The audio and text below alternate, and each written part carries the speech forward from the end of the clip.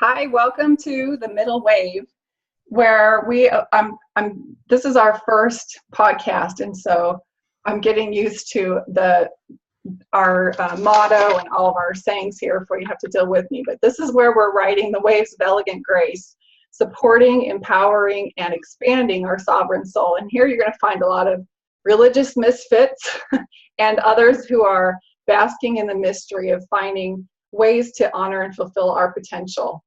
And I'm Wendy Jensen, and I'm your host today, and I am excited to have the sacred honor of having my friend Lori Tidwell here today. And I think we've been friends like probably maybe 6 years, maybe 7 years even. I was going to say maybe even, at least maybe that even long. Longer. Yeah. If I remember right. And we've never met in person, but it's like we're soul sisters. And the reason that is because we both discovered some of our spiritual gifts and entered into the healing arts. And then I think we connected by dealing with learning how to support our body image and nutrition and things like that. And then we went into having a bit of a faith crisis. We both kind of experienced that. And so we've kind of just paralleled our journeys together. And Lori has a lot of great insight because not only did she go through a faith crisis, but she kind of went through a lot of other things. And that's why I wanted to interview her today, is because I think she has a lot of great insight.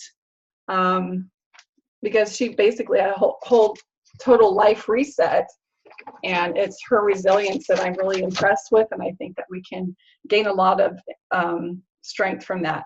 So she has a book that's fresh off the press called The Gift of Disease and Your Struggle with Chronic Illness.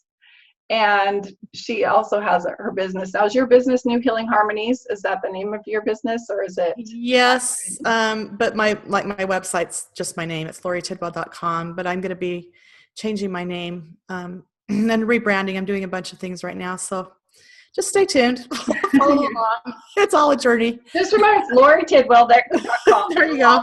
Lori Tidwell for right now. I'm going back to my maiden name, but not until I get home from a big trip I've got coming up. So basically, tell me if I'm right, that your mission is to help people have the courage to live with freedom, joy, trust, and ease. Yes. Yes? Yeah, it's just really living from a place where you're not living your life from the victim mode, and just not letting the circumstances control your life. It's about being able to find the gift and the value and the opportunity that lies within every experience that you're having. So. And that right, what you described is what I mean, is a whole concept of the middle wave, is riding that middle wave of being able to see like both sides of the story and to glean the lessons from the pain and to move forward into the future and ride that middle wave. And so that's why you really fit what I want to talk about. So could you start off with sharing just how Mormon were you? How Mormon was I? I asked that question, like, what was your pre-crisis life like? Well, pre-crisis life was like, my dad was a seminary teacher, a very popular seminary teacher. And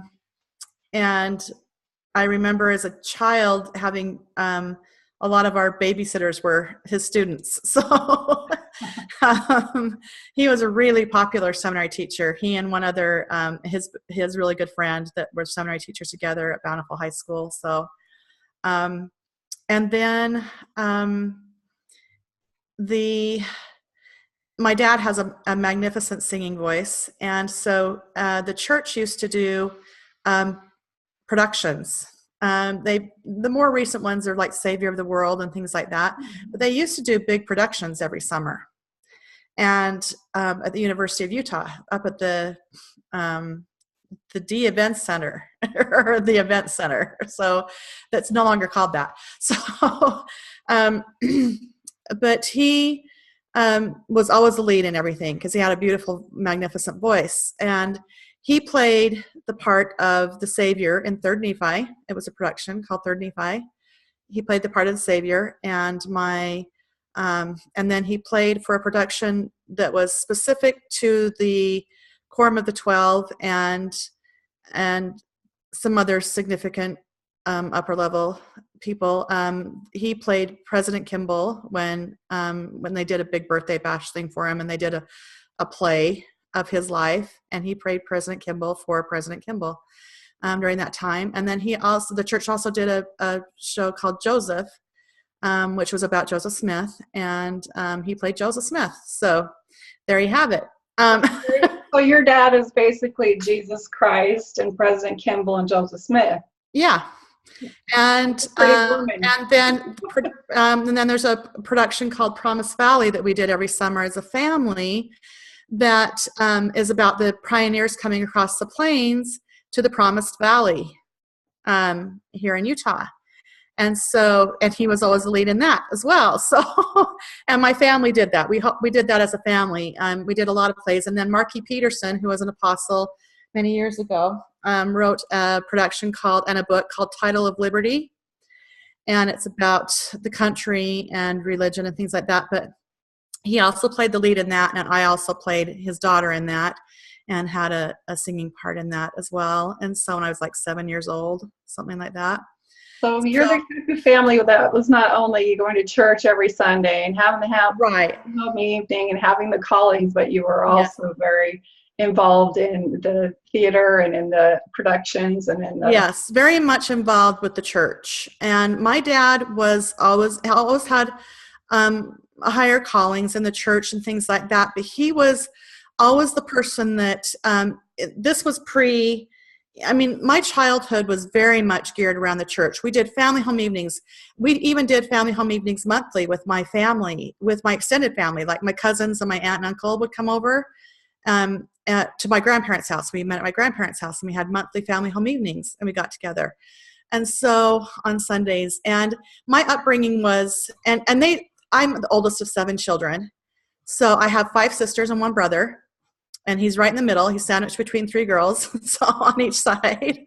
So, but it was always kind of it was probably said a lot of times too, but it was an unsaid thing that I was the example for my sisters. And if I were to do anything out of line with the church or whatever, you know what I'm saying, or out of line with my standards, my family standards or whatever, that I would be the reason why everybody else was going to hell as well, or that kind of an implication. That and I bore that responsibility and that weight for a really long time. In fact, it's just really been recently that I've really been working through a lot of that, and as it's the same kind of a thing, I kind of apply it to the same kind of thinking as that somehow women are responsible and girls are responsible for how boys think, So, like you're responsible for how and it's like guiding the whole family, and we're going to place all that pressure on top of you, and and especially it's all going to fall apart, right? And especially since I had 5 sisters, and our family motto that my grandparents came up with was "To Heaven Together," so THT. So you can tell that it's very, very much a part of my upbringing. I mean, it was every part of my life. It wasn't a religion. It was a lifestyle. Yeah. I mean, I didn't wear. My parents laxed the rules quite a bit for the second half of the family, but as most of us do as parents, so you learn as you go. But we didn't watch TV on Sunday unless it was the Donnie and Marie show, something like that, because, they were Mormon. So I don't know, somehow that made it okay. I don't know. But we didn't play with our friends on Sunday. We stayed in our church clothes on Sunday. And that was before the 3-hour block time too, when you were doing church throughout the week as well. Mm-hmm. So even primary and stuff like that was during the week. So all of those things it was a lifestyle. It was just all the time. We got up in the morning and read scriptures, at 6 a.m. We got up to read scriptures every morning through my whole adolescence. So, we were all blurry-eyed teenagers in the morning, complained about it all the time, but we read scriptures and then got ready for school and went to school. So I was the seminary council vice president. The president was a boy, of course, because you've got to have young men be the president. But I was the vice president, and I thought that was pretty impressive because it was a calling. So I was the vice president of the seminary council. When I got married, I got married a month after I turned 19. So so you skipped a mission and went directly to marriage. Yep. I went from being somebody's daughter to somebody's wife to somebody's mother. Yep. And skipped figuring out who I was in all of that process. Isn't that the truth? Isn't that the truth? But I thought, oh, that's okay, because I really, at the age that I am right now, I thought, the funny thing is, I thought, well, thank heaven my life isn't what I thought it would be and always dreamed it would be at this age, because I just turned 50. I'm about to turn 51. But I thought by the time I was 50, I did the math and everything, but my youngest son, I thought, oh, he'll be mission age because he is 19 right now. So I thought, oh, well, my husband and I will, be serving missions, and then we'll be mission presidents. He'll be the mission president, and we'll, because we'll be able to serve missions when we're young and we're vibrant, and, we've got our health and everything. And I look at that now and go, oh, wow, how sad that my ambitions were no higher than that, or not broader than that, So quite literally, every aspect of my life was the church bled into every aspect of my life. So in a really huge way. I mean, my dad spoke at firesides because he's a magnificent speaker. He's a magnificent voice. And so I would go play piano for him. I'd accompany him when I got good enough to play, and then he'd go around and sing and speak at firesides. And that was when firesides were common. They did them all the time. So we were doing a fireside a month or more. And I would go, and he was asked to do it all over the place. So it wasn't just our stake or our ward. It was all over the place. So we were, it was very much a part of my life growing up. So, sorry, I'm getting something in my throat. I'm just going to grab a drink. So tell us, what is it that started to shake your world, so to speak, that started to maybe cause you to see things in a different way? Well, the first thing that really came to my mind was, I remember the day, like it was yesterday, that it was announced on the news. I was watching the news with my mom, and can't remember how old I was, but doesn't matter. But when it came on the TV that the blacks were going to be able to have the priesthood, it came on our news. It was like a big news deal. And my dad was across the street building a home with one of his friends. They were building his home. And the crazy thing is my mom and I were jumping around. We were so excited. But I remember in my mind as a youth thinking, well, wait a minute. I did not know that the blacks couldn't have the priesthood. Why can't the blacks have the priesthood? That really concerned me and really bothered me. Mm-hmm. But I didn't, and then I got the pat answer from it. That they all gave. It's because, this, whatever, the Abel thing and Cain Abel thing. Well, unfortunately, if you were, and they were cursed. Peterson, you got quite a bit more than that. Yeah, I just got that's what the black, so the blacks were cursed, and what a magnificent blessing. But that was the first time I remember thinking, wait, what? Even as a child, I was like, that doesn't make sense to me. Why aren't they allowed to have the priesthood? I could somehow justify that men were only allowed to have the priesthood, but not women. And as a child, here's the other thing that I think is pertinent to share. But as a child, I had dreams, very vivid dreams, that Christ would come to me in, and very, very vivid experiences with him. And over time, I had this like intuition, this sixth sense. And as a teenager, I had a sixth sense, but I didn't know what to do with those abilities and those gifts. And I don't really like to call them that, only because I think everybody has them. It's just a level of which you're able to open up and Access. accept those or receive those or tap into those. But I was able to tap into them to a certain degree, but I began to shut them down because I didn't know what to do with them. And I didn't know who to talk to about them because I wasn't allowed. This is how I had framed it in my mind, that I wasn't allowed to have those things because I wasn't a man and I didn't have the priesthood. Mm-hmm. So I therefore, my dad would get called by random people, to give blessings to, because he gave these big, profound blessings. He was just, yeah, very much so. So I shut them down.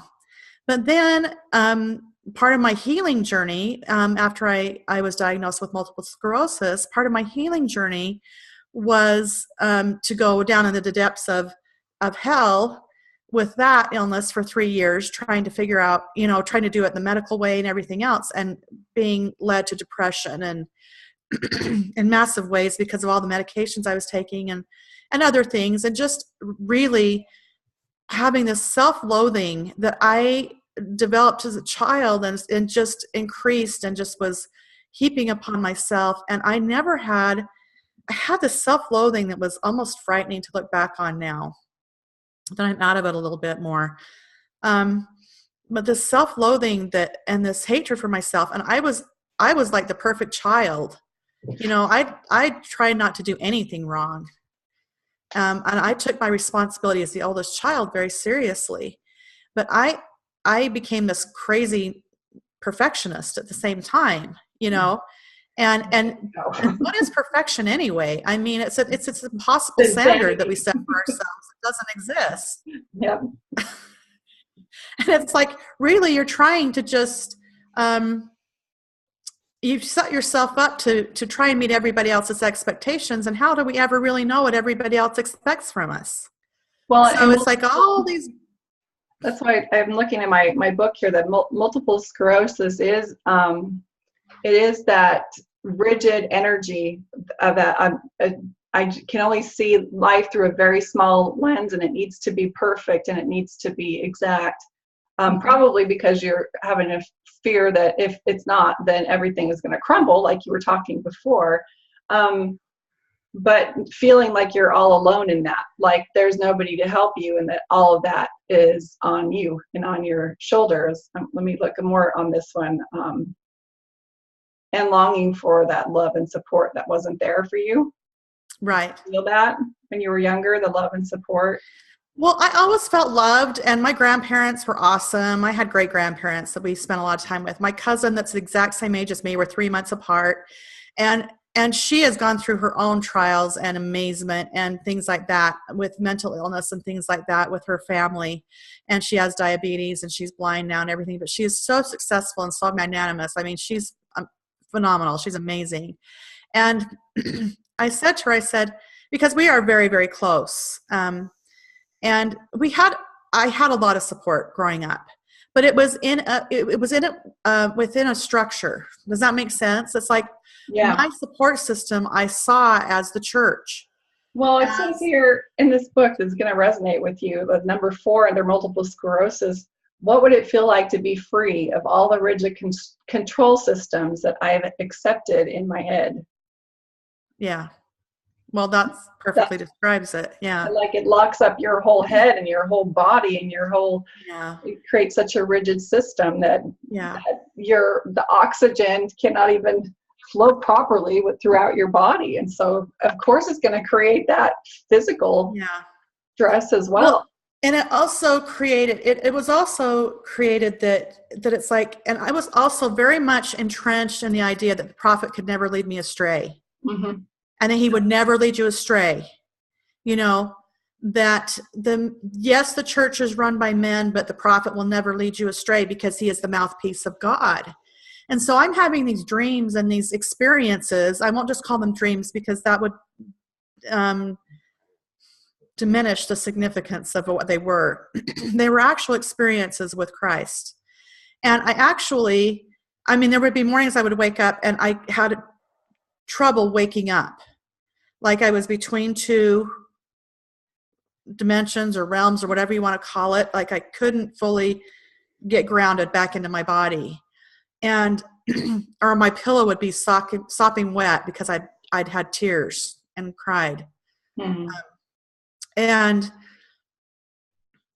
So it was all of these things. But I started to diminish those and make them insignificant because once again, I had it in my head and it doesn't really matter why it was there. It just was there, that I was less than because I was a woman. Mm-hmm. And I was never made to feel that way. It's like an unspoken by my parents, but there was just I think it was just the underlying idea that that's always was there. Mm-hmm. Whether it was a subconscious thing or a conscious thing, it was always there that I was less than as a woman, and yeah, I bought all the crazy talk, of like, well, women can have babies, and so that's so much more important calling. So men had to have the priesthood in order to balance they're things. More spiritual, and they're more this and that, and so we have to give them the priesthood to make up for that. Yeah, and it's just I'm like, well, that not only diminishes women and their role as mothers, but it diminishes men. It does. I'm like, and I'm the mother of 4 sons, for crying out loud, on the flip side of things. And so it's like, I grew up with sisters and one brother who was 10 when I got married. And so I didn't go through all of that stuff with the teenage years and things like that with my brother so much. But then I'm the mother of 4 boys and I have no daughters. So I'm like, this is a whole new teaching experience. So, and, but that's the frame of mind I was in. And so the self-loathing was strong. And, like, my husband, my ex-husband now, was the first person I ever made out with. So you've never really been in any other kind of relationship either? No. I'd had a crush on a boy, and we were kind of a couple for a while, but he was not LDS. He was Catholic. And, did that send rocks through everything and the waves through everything. Oh, my word. It was like... and I won't even get into all of that stuff that happened with that. So my husband, it just, I don't know. I gave so much of my power away and so much of myself away to ecclesiastical leaders and men and things like that, because my dad was very much a dominant figure. I mean, he just is. He was always a spiritual man, and he's a good man, and I love my dad. He's a really good man, and my mother's a really great mom. So I had great parents, but I still hated myself. Mm-hmm. And I could never really put my finger on why I hated myself. I'm not particularly unattractive, Yeah. I resonate with all of what you're saying. And things like that. But I was, I had a lot of hits as a kid to my self-esteem. And then I just naturally have this ability to intensify when the negative.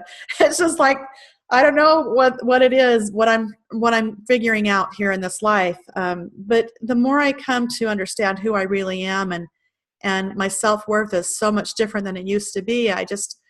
And one thing that my parents said when I went over to them to discuss why I had left the church, my dad said, you can do all of this within the church, when you can get all of this from the gospel. And I was like, I tried that for 49 years, 48 years, 47 years, whatever it was when I 48 years. I was like, no, I can't. I didn't. And I said, it's completely different now that I'm out. And I've taken some of those pieces back, those pieces that I gave away of myself, I've taken them back and started to reframe myself and see myself through better eyes, through eyes that God sees me through, as opposed to the eyes that I always projected that everybody else was seeing me through. I could never be enough. I could never be good enough. I could never be righteous enough. I could never be serve enough. I could never volunteer enough. I mean, I just couldn't in my own mind. And I know this is what, and I take full responsibility for this. I do. Well, I think you have to realize that there's also a double bind going on, in that when you're being constantly told that you are loved and you are cherished and God loves you and you are a daughter of God, you're also set in a situation where you're never going to be good enough. There will always be something more that you need to do, and that there's always this trying to prove your worth and constantly trying to make up for your insufficiencies. Well, and this is so funny. And my mom said to me, she says, well, your worth, you don't have to prove your worth in the church. And I looked at her I just looked at her incredulously. I was just like, are you kidding me? I said, no, not at all. You just have to prove your worthiness to go to the temple. You have to prove you're worthy to go to the temple. You have to prove you're worthy to have a calling. You have to prove you're worthy to, to do anything. Yeah. It's a constant proving. You're always proving yourself and proving and proving and proving and proving and proving, and you cannot prove enough to ever be good enough. As long as you're in that, what you call the double bind, as long as you're in that cycle, that hamster wheel, whatever you want to call it, of trying to prove your worth and your value, then you never will accept your worth and your value. You'll never see it. You'll never know it. You'll never feel it. Yeah. It's like, it's the same thing as, it's like, well, we're having all these financial struggles because you're not paying money, tithing. Well, and it discounts the fact that maybe you've never been taught financial laws and financial rules. Yeah, well, I mean, there's about a million reasons. Yeah. But my go-to was like, my husband didn't pay tithing for a lot of years, and I threatened divorce every year we went to tithing settlement if he didn't pay full tithing. And then we'd come home and argue about it for a week, and I'd tell him what a miserable, rotten SLB he was, and how we weren't going to be able to, and how this was the reason we were struggling financially, and how, and I was a bitch. I'm just going to say it flat out. I was too. I was awful. I was mean. I was a bitch. I'm just going to say it flat out because I was. I was too. And I completely own it. It breaks my heart. The wicked person, the raunchy, awful beast that I was, trying to save my family and feeling like I was a victim to my husband's obedience and righteousness, because without his righteousness, my family is going to be thwarted. And so I was constantly nagging at him with my toxic need for perfection. Yes. It was creating such a miserable dynamic in our family. Yes. And so I agree. Exactly everything that you're saying, I resonate with. Absolutely. Well, and I was, I look at my two oldest sons in particular, and they said to my younger two sons a couple of years ago, they said, the mom that you have growing up was very different than the mom we had growing up. And I said, that is a fair statement. I owned that. I said, that is a fair statement, because I said, here's one thing. And I said this to my oldest son. I said, I did the best I knew how to at the time, with the information and the self-worth that I had at the time. And I'm asking you to forgive me, but I'm telling you also that I won't ask for forgiveness again. Yeah. This is on you now. You're an adult. Yeah. I did the best I knew how to do. Could I have done better? Would there be things I would change? Abso-freaking-lutely. Mm-hmm. I absolutely would go back and do things differently. I would not be the hair on fire, why can't you find your shoes, yelling and screaming, Mom, you're passing the sacrament and that. No, you're not. You have to wear it. Your shirt is so wrinkled and screaming. You're on the whole family. Oh my Lord. I've had to go back and really talk to my former self and just apologize. And I've had to forgive myself of so many things too. I've had to really just go back and talk with her and just say, you did the best you knew how to. Mm-hmm. And, and it's okay. put it onto a different perspective. Well, and you have to be compassionate and remind yourself the pressure that you were under. Yeah. In the context in which everything was presented to you, the expectation was very clear, and it was putting you in a place that was so rigid that was creating even physical sickness in your body. Yeah, and eventually it created physical sickness in my son's bodies, my two older sons' bodies as well. And so I see what's happening, and now I just remind them, and I take the responsibility. If you take nothing else from this podcast, whoever's listening or ends up listening, please always remind your children how amazing they are, and that you trust them implicitly. You trust them. You trust them and what great people they are. Even if they make mistakes, they're still great people. Even when they make mistakes, they're still great people, and that you trust them and that you love them. There's nothing you have to prove to you. I was such a helicopter mom in that way, especially with religion, that, I always hated Boy Scouts, but about killed myself getting my oldest child's Eagle Scout for him. You know what I mean? But it was really because it was all about how I was appearing. Was I appearing righteous enough to every other ward member? I had these expectations, and plus my husband's family was total Scout people. And I hated the scouting program. Oh, I hated the scouting program. I was like, so anyway, but, and as a young women leader, I saw the inequities in the way that the young women were treated and what we were learning and teaching in lessons and what the boys were learning and teaching and doing for activities. I'm like, this is insane. This is insane. We're learning how to be how to bake cookies and yes, I want to go hiking and rappelling. Yeah, it's like, oh, wait a minute, time out. So anyway, but that's probably another podcast too. But so there's just so many things about that. But so that my self-worth up until probably the last year really suffered, and it's still a work in progress. Don't think that my self-worth is all shiny and clean and I have got it all figured out, because I'm not even close to that. But do I have it a lot more figured out than I used to? Absolutely. So tell us what happened in February of last year. February of last year. Well, my divorce was final at the very end of January, and it was my ex-husband and I are friendly still. We're friends. We were just two adults that looked at each other and said, we're going in separate directions and I can't do this anymore. That's what my husband said. He said, I just can't do this anymore. And I said, okay. Now, is he still active in church? Very much so.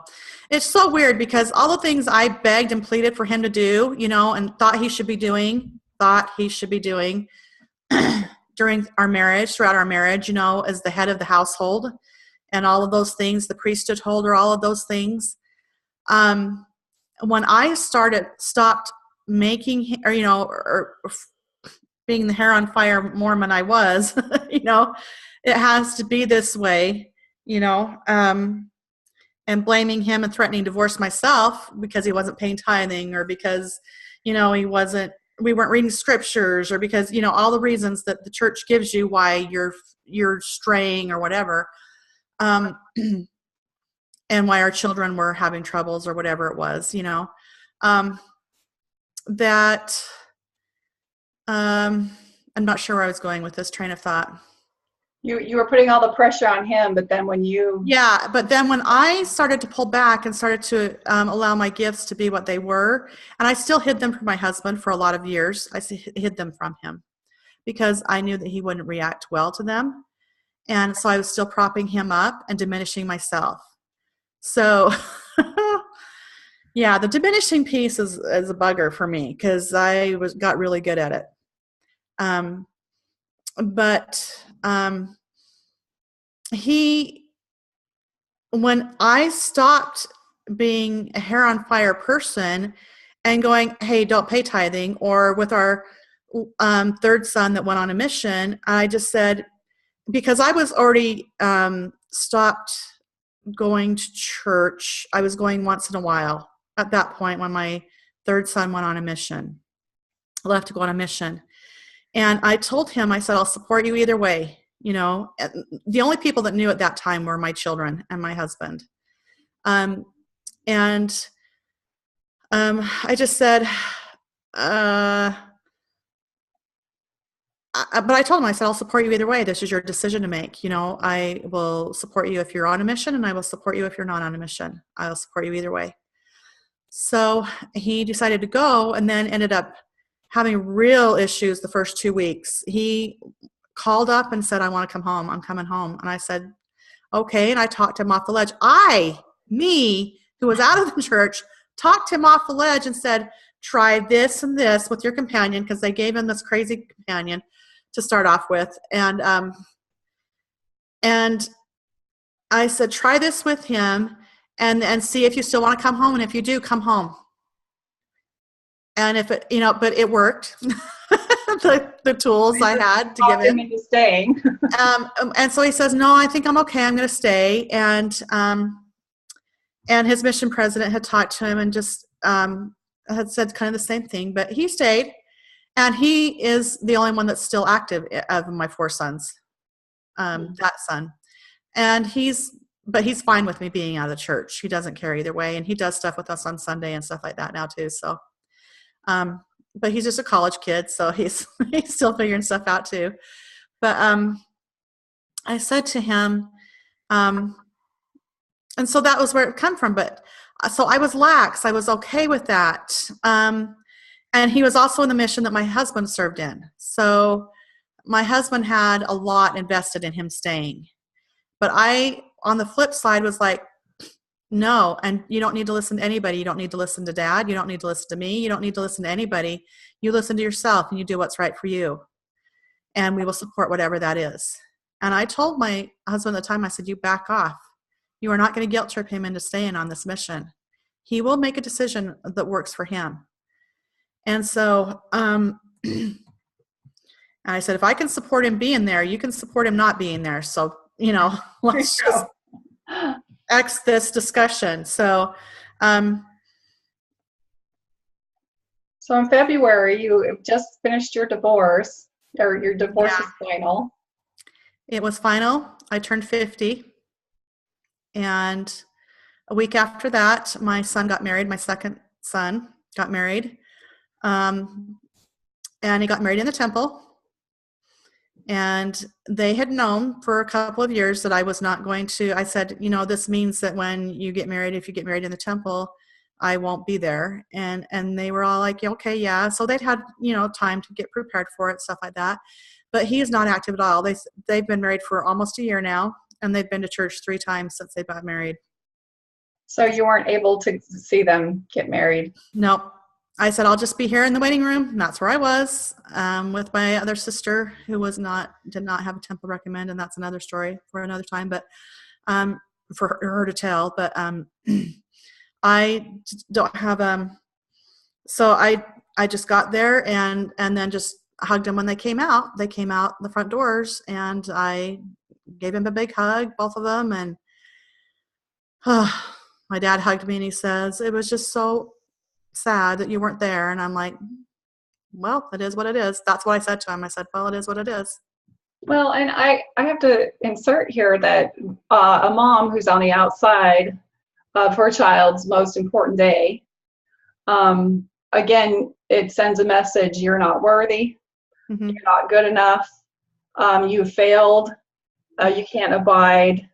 All of those messages keep pressing down upon her. And then when Dad comes out and says, it's so sad you weren't there, it's like one punch after another on the day of your child's wedding, which should be a very exciting and fun day. And I imagine you probably put a lot of effort and energy into that day and what transpires throughout a wedding day.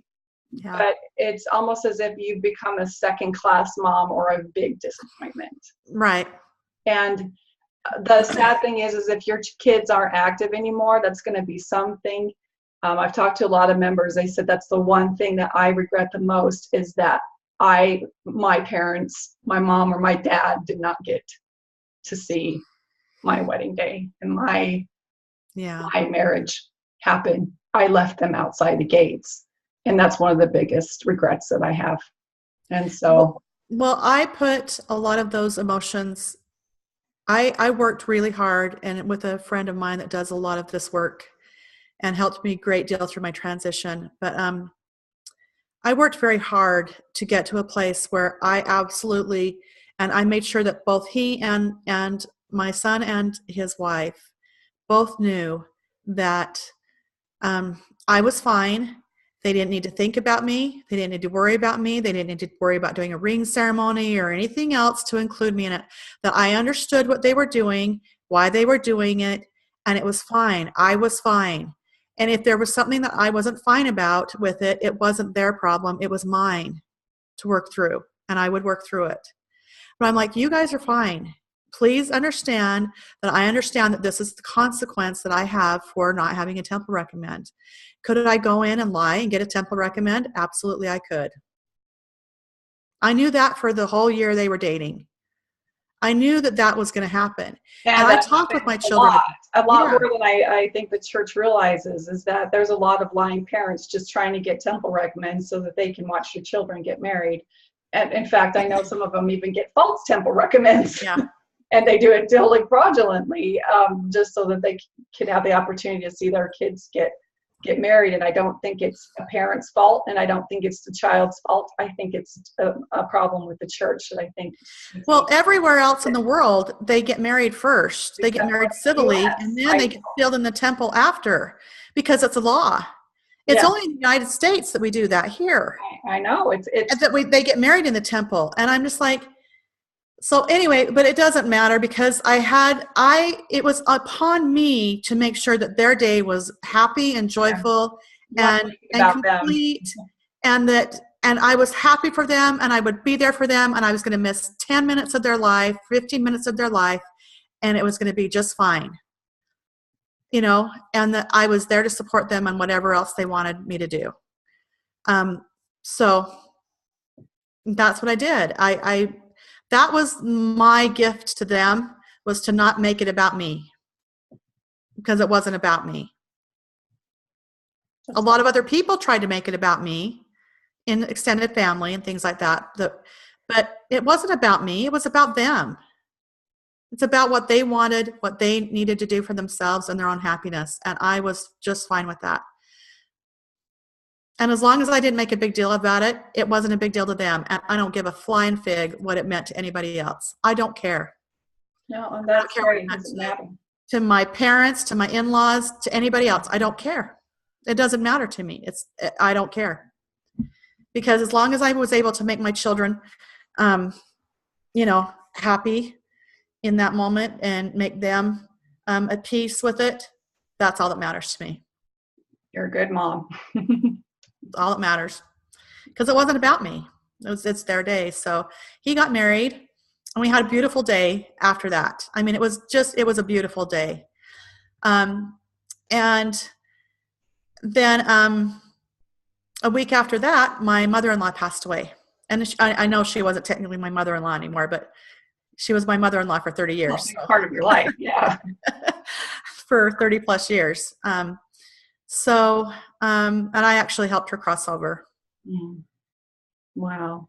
I was in the hospital room with her, most of her family. She had 2 children that were not in town. They live out of town, out of state. But the rest of us were all there, and the spouses and his father, my ex-husband's father, had passed away about a year before that. So it has there was a lot of loss for my ex-husband as well. He had a lot of loss in his life. So anyway, but it was hard. And And then I had a crazy business thing come up about a week after that. So it was pretty stressful, but those events were really challenging for me, really trying, really traumatic. The youngest sister of my youngest sister-in-law, the baby of their family, they're a family of 7 also. My ex-husband was the third child. He was, so he, but she escorted me out of the luncheon after the funeral. She escorted me out and told me I needed to leave. And that was the most hurtful thing of the entire 2 weeks of my life that happened. As if I suddenly wasn't a part of the family anymore because we'd been divorced for all of a week or 2 weeks at that point, 10 days, something like that. And it's like I said, my ex-husband and I are not enemies. Yeah. He just said, I'm stifling you. And he was correct. He was. And, and he says, I don't understand you anymore. And we're just on 2 different paths, and I can't live like this anymore.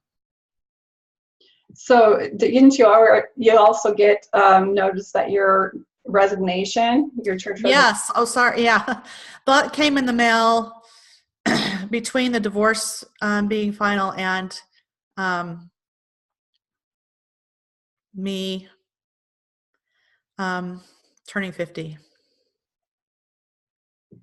It was kind of a boom, boom, boom week. Yeah, your whole world is kind of just rubbed out. And we talked about this before we came on, but I said, so there was a lot of grieving that was happening for me. And I was still trying to hold it together, mind you, because I mean, it's a process. All of that is a process. It was a 3-month process for the divorce, but it was just like the actual finality of it was kind of a punch in the gut a little bit. And then to receive the letter from the church was almost a relief, I have to be honest, but there was a huge grieving process that went with that, because it's not just Mormonism, and I don't know if it's this way for other religions. I think it is probably, because I've watched a few things about Jewish, like Orthodox Judaism and things like that, and Orthodox Catholicism. I think anytime you're into Orthodox religion, fundamental or rigid, you're power structure. It's not just a religion; it's like a lifestyle. It's the way you are. It's who you are, and you think it's who you are. And that's the fault. That's the lie. It's not who you are. It's an experience you're having, but it is bled into every aspect, and it's woven into every aspect of your life and who you are or who you think you are. And so there has to be a grieving process. There has to be an anger process. There has to be, because you were lied to, and nobody likes to be lied to. And you realize the lies that you told yourself, and the lies and all the mental gymnastics that you had to do to get yourself to believe certain things. But people say, well, you didn't know any differently. And no, I didn't. I was born and raised in the church. So no, I didn't know any differently, but at the same time, and then that's where you get to apply forgiveness, because you get to go back over and say, whoa, wait a minute, or you can keep beating yourself up with the beat up stick, you can just keep whacking yourself with it. But it's what, I've had I've had 2 near-death experiences. And my first one, Christ taught me a lot about the forgiveness piece. And the thing he said, the very first thing he said to me in this near-death experience is, he says, why do you beat yourself up so much? I was like, I didn't know what to say. I was like, and understand that when you're on the other side, communication is instant. It's telekinetic. You're not fumbling for words or thoughts or feelings or emotions. You just know. There's an instant knowing. It's really cool. But anyway, so, but he's like, why do you beat yourself up so much? And I was just like, bleh. And he said to me, and why is the atonement not good enough for you? And I was like, huh. But it wasn't until 17 years later that I actually started to understand what all of that meant. And he has shown me other parts of that and other pieces of that. So, kind of crazy, but kind of the messages that are always there waiting and available for us, but they never peek through until we're in crisis and we're still and quiet enough to hear them. Exactly. Until you're, well, and until you're ready to hear them. It's like, you know, yeah. And so I was taken back into those experiences a couple of times too. I'm going to have a dog having a major panic attack anytime soon here. So sorry. I'm just reaching over to grab him. But, it's that when the teacher is ready, or when the student is ready, the teacher will appear, thing. But he took me back into those experiences and says, when this happened, this is what was going on, or teaching me deeper truths about it. So it's layer upon layer upon layer, and you get to understand different aspects of it. And it's like, oh, wow. But I wasn't ready for it for a while. I still had my beat up stick really handy, and I still did that with myself a lot. It was more diminished at that point, but I did that. And I even diminished those near-death experiences.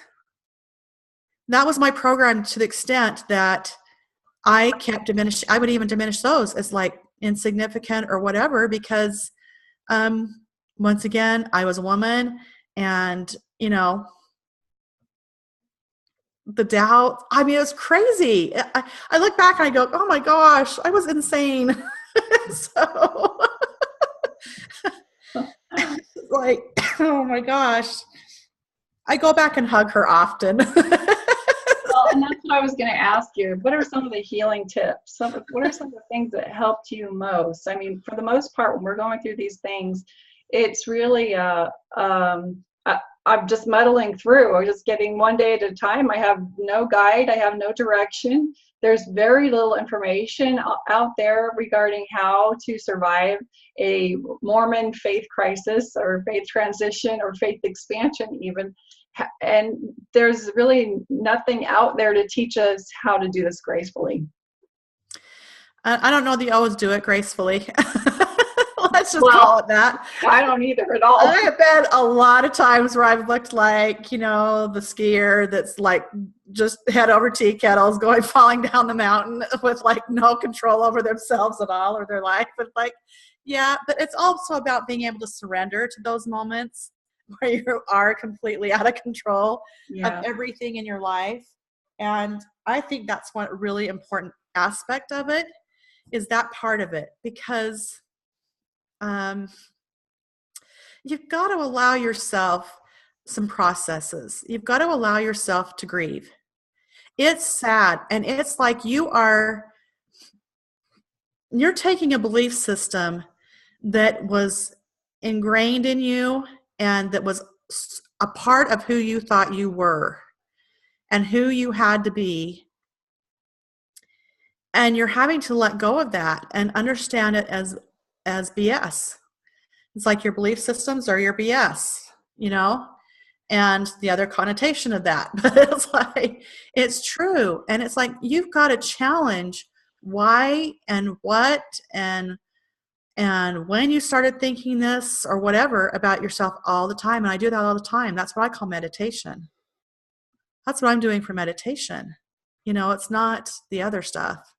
It's not the empty your mind. I don't know how to empty my mind. I will never know how to empty my mind. My mind is always going. So it's like, my meditation is figuring out why I do the things I do, and and why I believe what I believe. And it's about challenging that self. And I think it's a safety zone to know that it's okay to do that. It's like, let go of the doubt your doubts crap. Let go of all that stuff.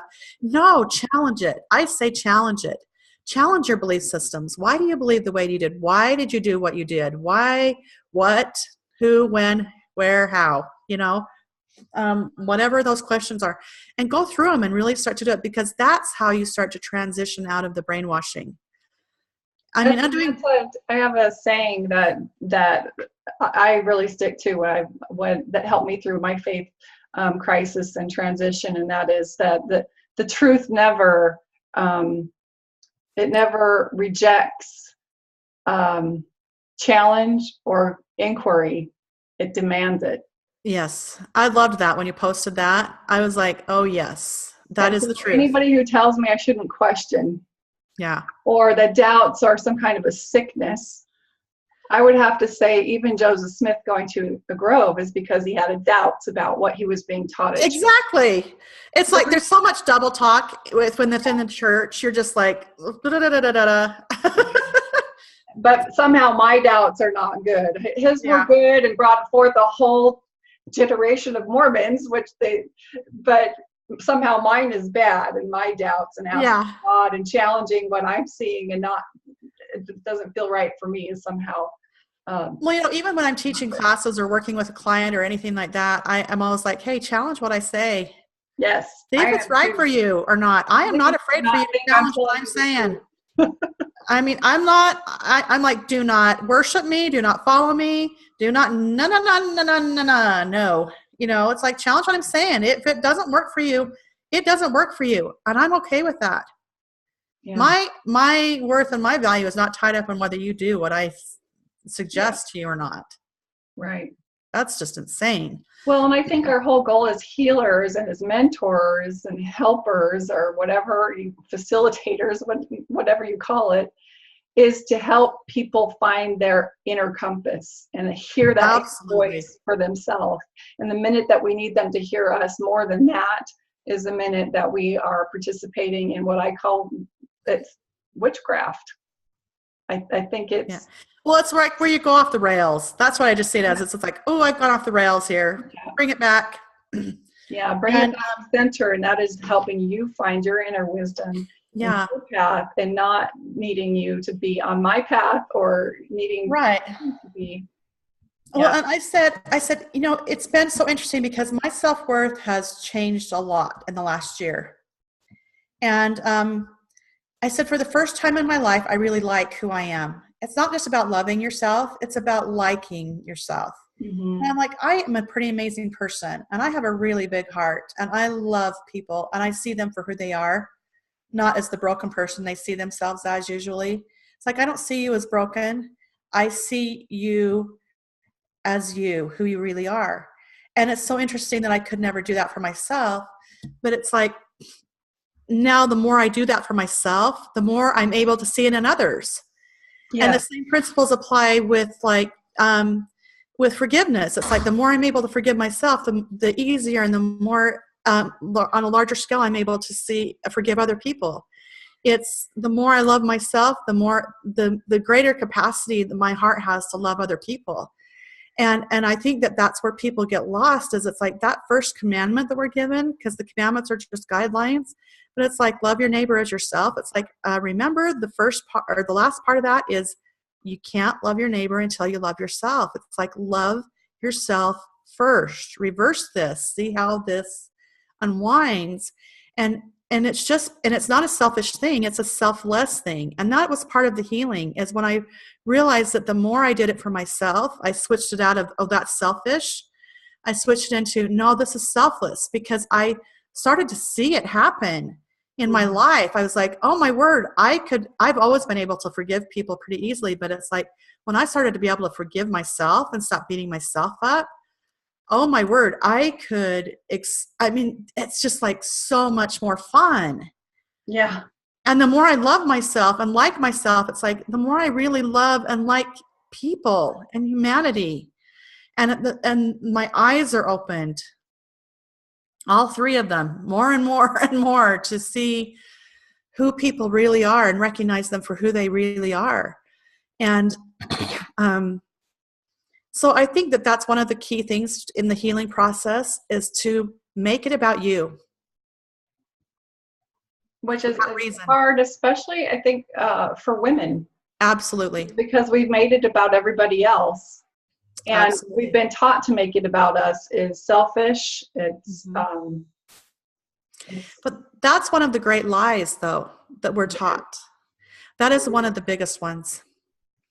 And it's like you can't, when you start to unravel things and walk away from things and see the biggest picture, see, I didn't leave because of any of the reasons that the church gives that people leave. I left because Christ came to me one night in a dream and said, I need you to remove your garments. They're blocking your intuition. I fought him for 3 nights in a row. And then my Joseph Smith story kicked in, and I went with the missing plates and stuff with Martin Harris. 3 nights in a row. I'm not kidding you when this happened. And I don't say this to anybody, hardly ever, but now it's going to be out there. But when I removed my garments, that was the first step. And I did that. I didn't wear them for about a year, except for when I was around my family. I would put the top on if you could see it in the summer or whatever. You know, you could tell whether I was wearing them or not. Because I was still trying to transition out of it without the influence of my family, my parents especially. Devastating everybody. Well, that, because I was the oldest child and didn't want to disappoint my parents. That was a huge part of it. But I didn't want them to know because I didn't want them to talk me out of what I was learning. Does that make sense? I didn't need the resistance at that point. I just needed to, I had enough resistance myself. I was creating enough resistance myself. And I didn't need extra resistance coming at me as well. And so it's probably about a year that I did that. And then I started, and then he was like, okay, this is how he described it to me. He said, you are here in the middle of, he's like, showed me this like circle, like a cookie cutter on my hand. And he's like, you're in the middle of this. You cannot see outside of this circle. He says, I need you out here so that I can show you and teach you some things. And so I stopped going to church. I went to church less and less and less and less and less. And then the final thing was I just called the Really Saved Presence, said I would like to be released as a visiting teacher, and I was done. And then didn't go anymore. And and so, but boy, was I taught some things. Started to teach me things. I started to see things through different eyes and through more expansive eyes and more Christ-like eyes. It's very much more inclusive. Mm-hmm. And it's seeing everybody for their worth and their value and not judging them. And I started to see Christ through different eyes. I mean, he is a pretty hysterical person. He's funny. And he talks to you like you talk. So he talks to you in the language that you speak in. And I mean this not irreverently, but I mean, he swears with me sometimes because I swear, and I don't care. I mean, sometimes there's just no other word to use. So that just do. And I don't think that makes me a lesser person. If you think it makes me a lesser person, that's your issue to deal with, not me. So that's where I am with it. But the funny aspect to all of this is it's just like he's an amazing person, and he is a loving person, and he is a kind person, and he has mentored me and guided me through so many things. And he's just like, I mean, in my dark moments, he's been like, yeah, I did it that way once and that sucked, doesn't it? And I'm like, yeah, it totally did. And he's like, yeah, this might be, maybe try this, or maybe, look at it from a different perspective, and what did you learn from that? He's gentle, he's loving, he's kind. And so as I started to accept him more as the person that he was, he became less and less. And this really started, the seed was planted when my first near-death experience, which was almost 26 years ago now. And he just said, but that's when the seed was planted. But but now I see him as this, he's not judgmental. He's not the Mormon Jesus. He's not the Mormon Jesus that I know, that I needed to fear and worship and all those things. In fact, he does not want to be worshiped. He does not want to be any of those things. It's just, he's just like, no. And this is the scripture in the Bible that he's talking about. You can have all that I have and do all that I did and more. And all he was saying is he sees us as contemporaries. He doesn't see himself above us. And us reaching our full potential is not a threat to him. No. Oh my gosh, no. He's like, yes. And well, I won't say that. It is with the adversary as well. I've been taught some really cool things. It's like, this is awesome. But yeah. Well, and I think that teaching comes and it's actually available. Everybody sees it in a different way. It absolutely is. Now, oops. They'll say it's my inner voice, my inner compass. It's my guide. It's my, they call it what is comfortable for them. And I don't think whatever being is communicating with you really cares. It's not as important. Yeah, I absolutely agree with that. It's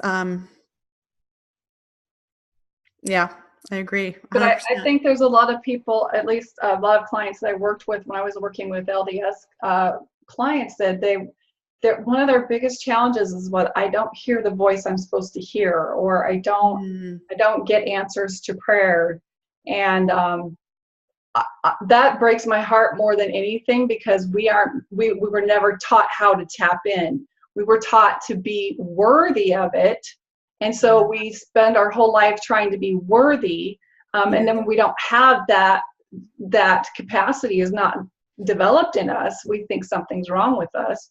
And quite frankly, I understand now it has nothing to do with worthiness. That voice is not only available abundantly all the time to everyone, but it's a skill. Absolutely. It's something that we have to learn. It's available to all of us, and it's not being taught in church at all.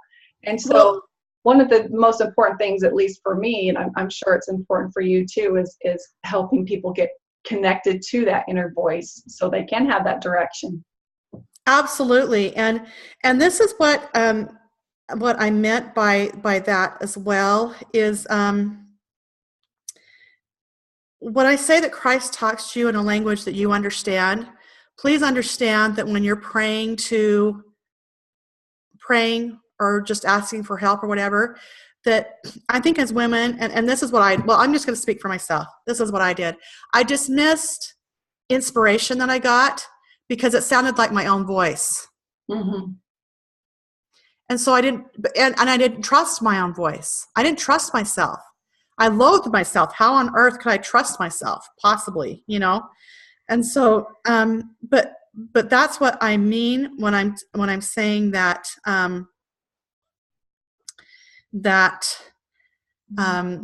Christ talks to you in a voice and a language you understand. And if you don't believe in Christ or whatever, that's fine too. He's neither here nor there about that. But whatever, it's my understanding that any deity of any kind or any whatever you subscribe to now or wherever you are in that process will speak to you in the language that you understand. So of course it's going to sound like your voice. He's going to speak to me in a language and this is what I now understand. And I'm able to have instant communication because of that and because of that understanding.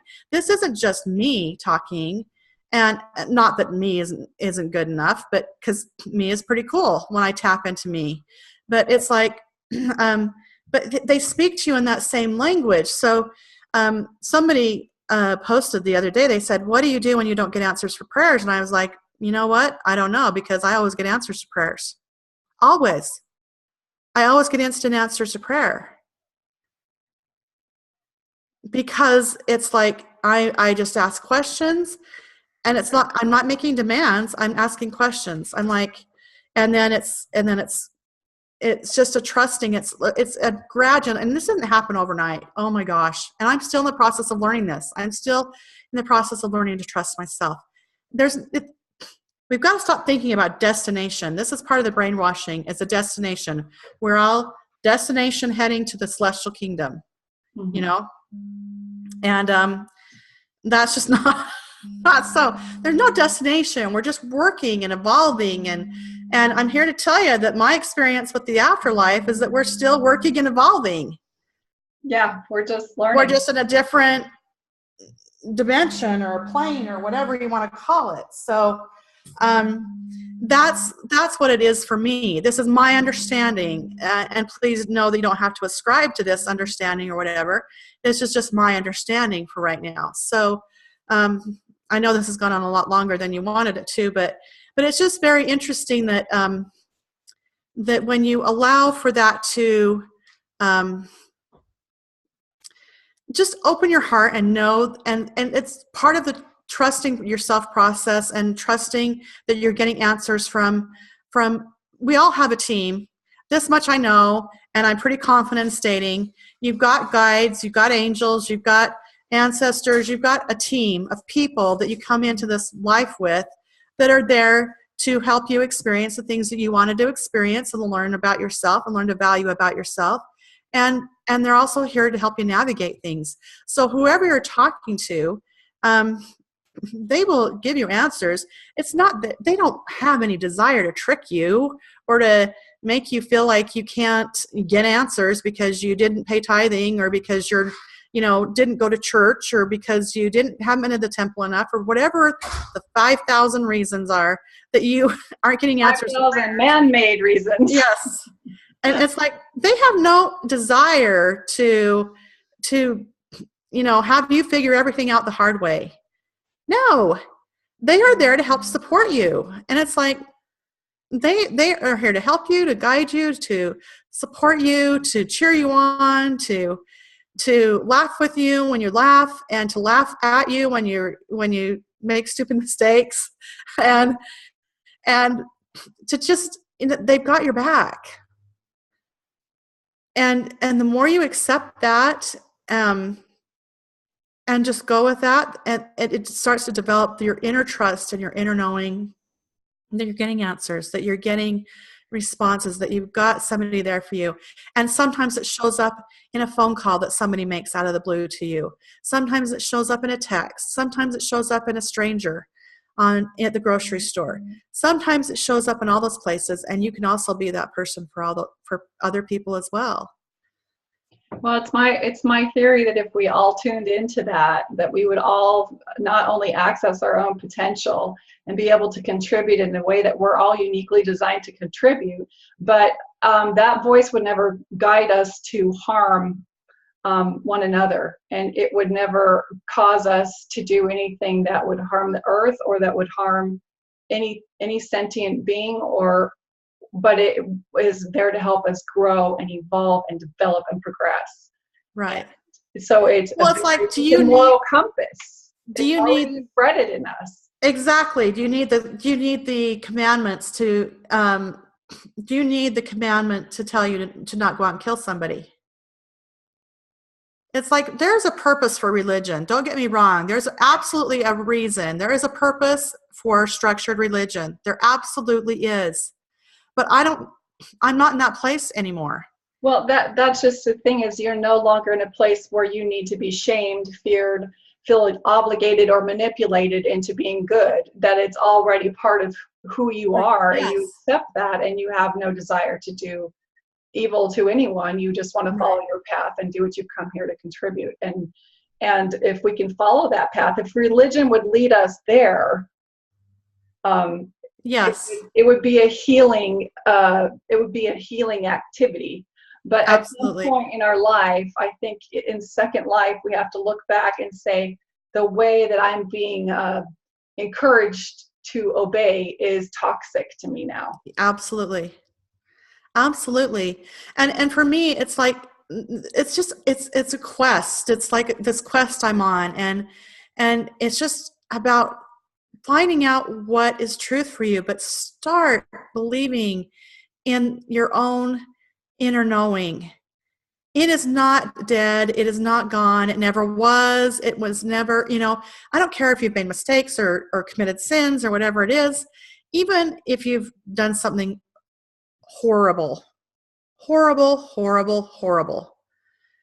you are not unredeemable.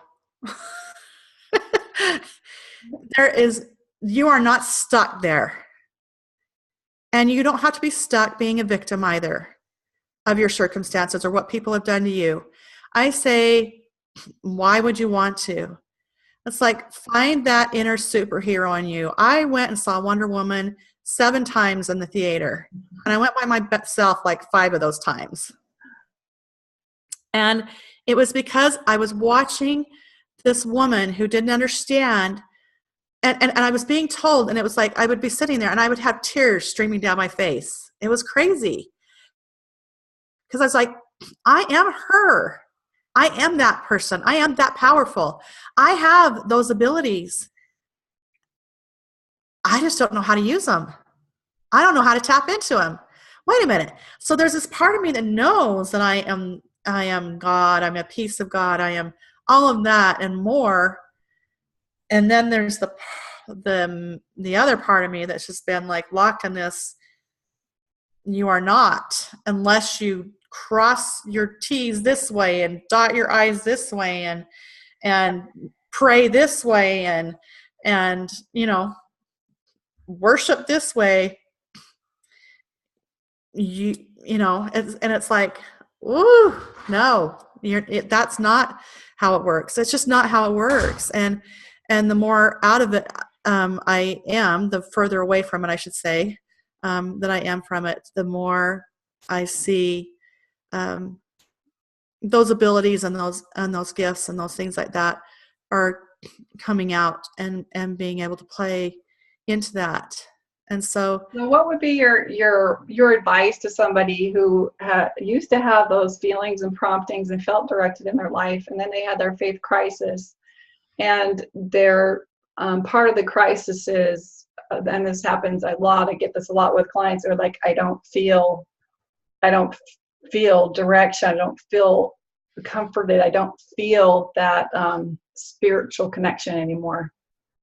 Well, I think that I would challenge that first off, because my mind goes to, I think that we don't feel connections that we felt before.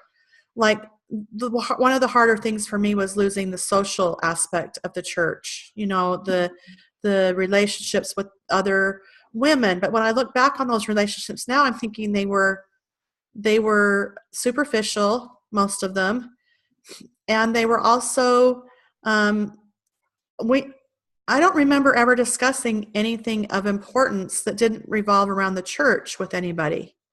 Mm-hmm. You're always talking about the church in some way, shape, or form. It always bled into every conversation you had.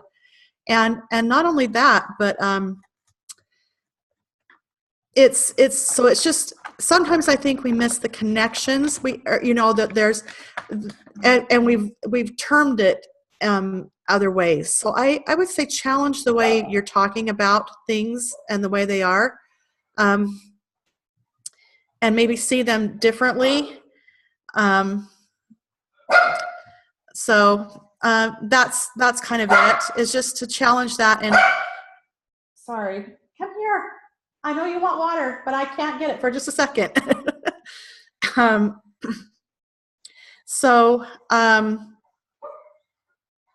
Yeah, challenge that. Challenge challenge the words you're using, because chances are they're words that you're brainwashed with or things like that. But it's like you're probably not feeling, to say that I'm not feeling the spirit, or I'm not feeling like direction or things like that. I'm guessing you probably are. You just are feeling something else about it that is different. It's like, I don't have the connections I used to have. I don't have somebody, it's like, I'm not feeling the spirit, it's that feeling the spirit emotion. It's the not feeling that emotion, but that's not, when we're told that we're feeling the spirit, that's not what we're feeling either. That's an emotional response. And as a speaker, and I know as a speaker, that you can elicit emotional responses in people by how you're talking, and you can tell when somebody's being ingenuine with their emotions, because I cry a lot and I'm working on that, but they're genuine. I'm just trying to, make it less. But I would say challenge that and just start talking. when I say have a conversation with, I really mean have a conversation with.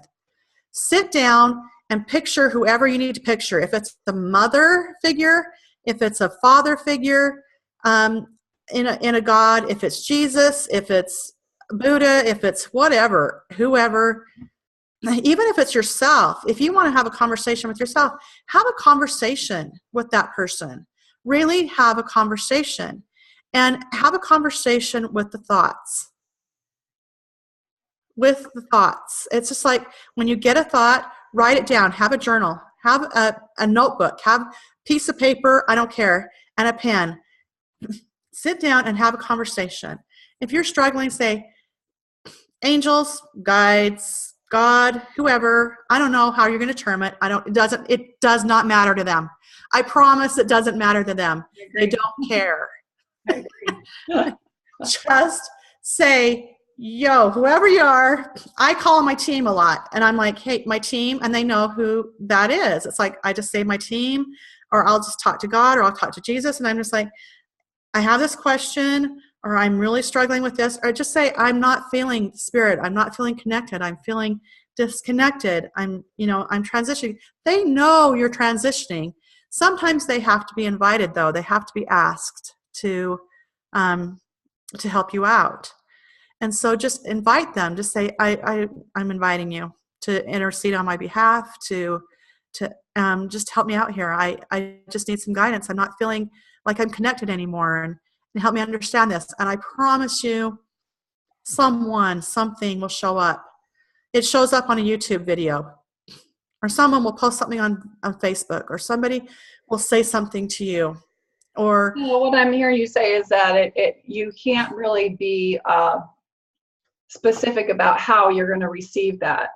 Oh my gosh, no, thank you for saying that. Absolutely. It's like, be open to how you're receiving it, because, oh my gosh, it can come in so many ways. So many ways. I'm like, I've had miracles happen. Miracles happen. And they're so fast. And it's like, and I can't even tell you, I'm just like, wow, you guys are good. It's like when you surrender the need to know how everything is going to figure or work out. It's so beautiful. Awesome. And it starts to develop that trust and that inner knowing. And like I said, it's not something I have mastered. Far from it. I am working on this all the time. I have a lot of brainwashing to undo. I have a lot of neural pathways to recreate with this piece, trusting myself and trusting my own voice, and trusting that even when I screw it up, so to speak, or fall, or whatever you want to call it, then I'm going to be okay. I'm going to be just fine. Well, I think some of that brainwash that you're talking about is telling us that the reason we're having those promptings in that direction is because we're worthy, because we're members of the church, because we've been given the Holy Ghost, because of these things. That's why you're having the promptings. And so when you sever that and say, I no longer subscribe to the truth claims of the church, there's a part of you that believes that now you have also disconnected yourself from those impressions, when in fact those impressions, those authentic impressions, were coming to you just because you were tapping into that inner voice. Exactly. Now that you realize you don't have to earn it, and that you don't have to, it's that listening, part of gaining that skill. I love what you say about having a conversation and writing it down. I would say that was one of the main things that have helped me, because it's always there. Something's answering back. And if you listen to it, that's what I call the middle wave. It's like you're riding that wave because you're listening for the subtle information that wants to be heard. And your questions are not by happenstance, and they're not random. Your questions that you're asking are paramount to the very point that you are in your life. And they want to be asked, because the answer is right on the other side, waiting for you to become aware of it. And so that is an important piece of absolutely of being able to reclaim that spiritual connection. And it's also the piece too is don't be attached to the time frame that you get the answer either. It usually happens fairly quickly, but when you unattach from the way it shows up for you, it will show up very quickly, usually. and it's like, and I am also, because I'm like, this is the way I talk to my team and stuff, and I'm just like, you guys know I'm a little thick in the head sometimes. So, but it's like, I'm working through this, but I'm a little thick, so would you be really clear?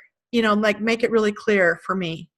But it'll show up on a song, on the radio. A lyric will jump out at me, and it'll be an answer, or it will be a direction to go in to get to get more understanding, or to things like that. That's what I'm saying. Just be wide open. Don't be attached to how it shows up, when it shows up, or whatever. And when you're able to start surrendering yourself to the processes of life, that's when you live more freedom, with more freedom, joy, and ease. Yeah.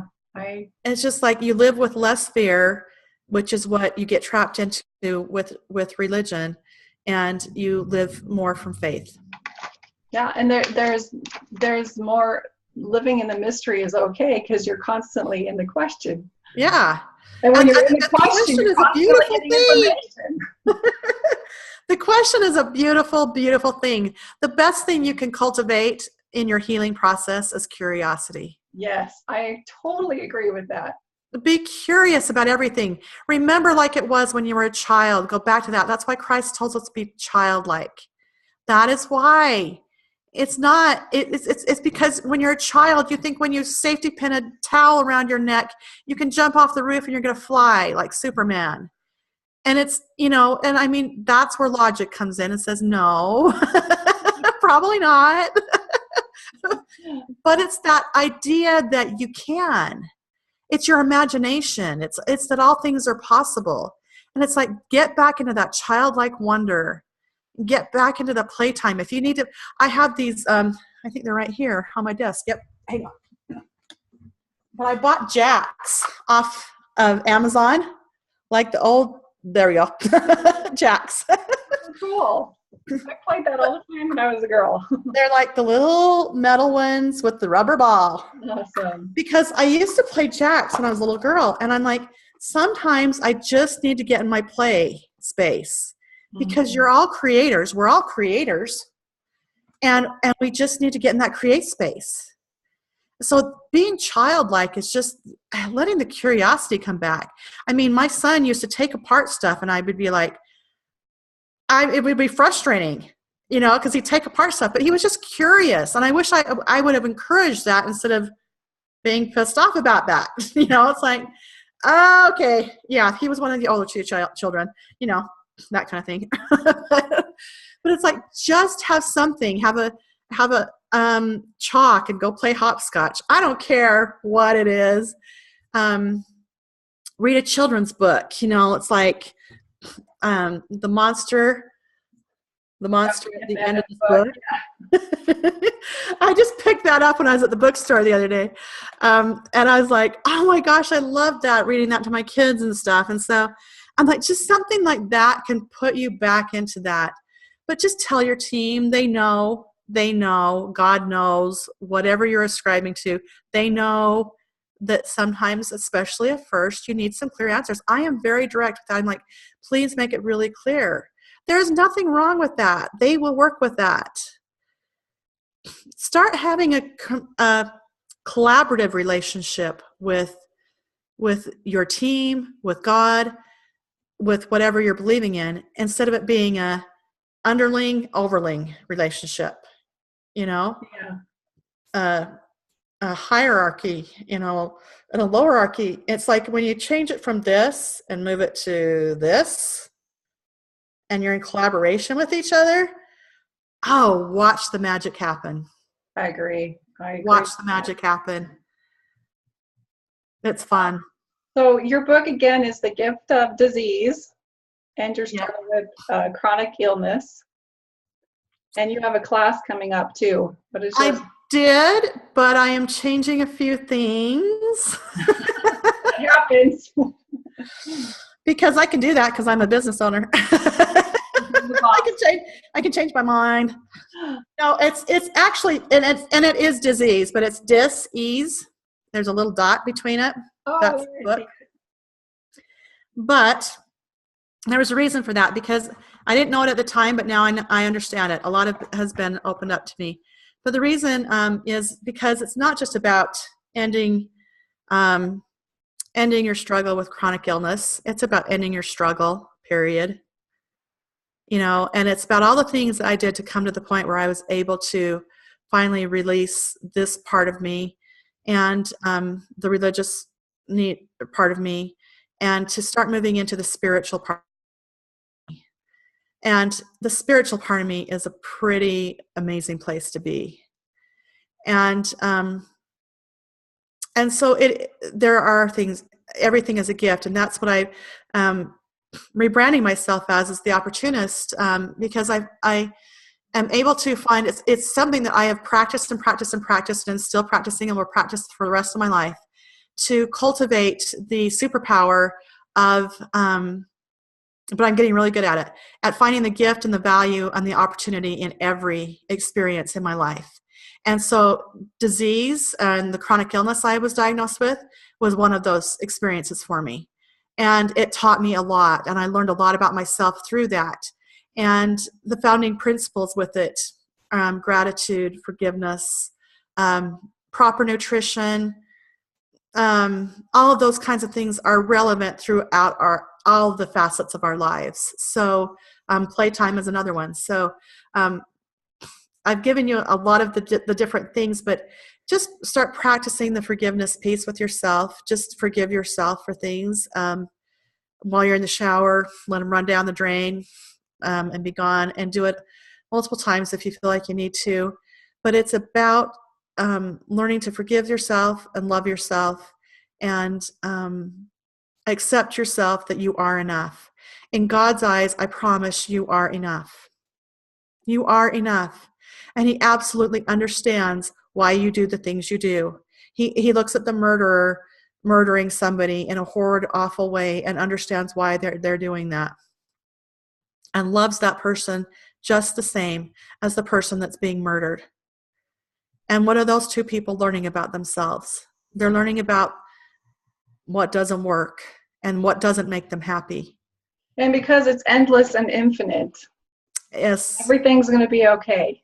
Yes, I promise it is. And it isn't like, if you end this life and you haven't done everything that you were supposed to do, which is impossible to do, because, dear Lord, how do you even know what all that is, that you're going to die and end up in the celestial kingdom. Well, you know what? If the celestial kingdom is like that, then forget it. I'd rather be in the celestial kingdom. Yeah. I thought that this morning. I thought, I'd much rather hang out in the celestial kingdom than be in that world. Woo-wee. No, thank you. So there's the heathen in me coming out, but I like her too. So we're thank crazy. you so much, Lori. And again, you could go to her website at loritidwell.com, Lori Tidwell. And I thank you so much. Well, thanks for having me on. It's been a fun discussion, but just know you've got support. You've got support. Reach out to the Facebook people. Reach out to us. Reach out to Wendy. Reach out to me. Reach out to people. There is support, and we are here to help support you and help you recognize your greatness. We're getting better. The other side of faith crisis is a beautiful place. Oh. And can you even imagine going back? I honestly, I could never in a million years. It's just like, oh my gosh, I didn't know life could be this sweet. I just didn't know it could be this sweet. But I honestly don't think I could feel this much joy had I not gone through it. And so I'm grateful for my journey as well. I really am. That was the other thing I was taught. The second thing I was taught in my first near-death experience was the fact that you can experience joy in your greatest pain. Physical, mental, spiritual, emotional, whatever. And that is why that is a principle I am supposed to teach. And I'm like, well, how do I teach that? And they're like, but I was not taken out of pain in the first near-death experience. I was not taken out of pain. I was in the same amount of pain, but experiencing this nirvana and this bliss at the same time. And I was like, wait, how? And Christ was like, because in your greatest sorrows, you can also experience your greatest joy. And that is what I'm telling you when I say that it's becoming it is a superpower of mine, and I'm just making it stronger and stronger,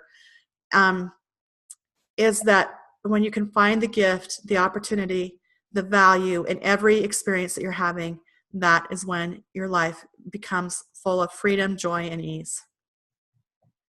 And it's a great way to live your life. I agree completely. Thank you so much, Lori. Thanks, Wendy. Have a great day. You too.